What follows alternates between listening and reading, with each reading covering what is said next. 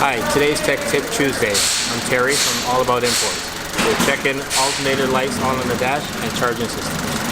Okay, if you're driving along and all of a sudden your airbag light comes on, and then all of a sudden the ABS light comes on also, or a few lights on the dash may come on, because all of the instruments may all of a sudden start fluctuating back and forth, it could be an indication that you have a charging system problem. Okay, there are other functions that you may notice that are going bad when the car is starting to run on the battery itself. Either the radio will shut off, or if you have the wipers on, the wipers may start to move real slow. And also you may notice that the car, if you're on the highway, the car will start to lose power. Okay, now in the charging system, we have a battery, we have an alternator.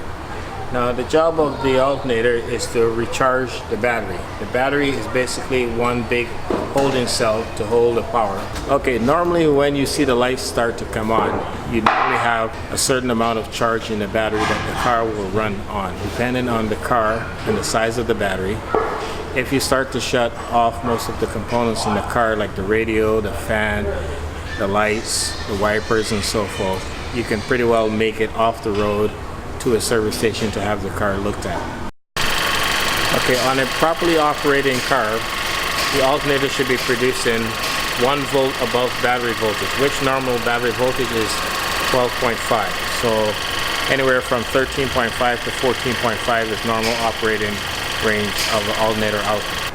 So a good test that you should have is what we refer to as an AVR test, which will load the alternator and also the battery output test to give you a good idea of the state of both the alternator itself and the battery.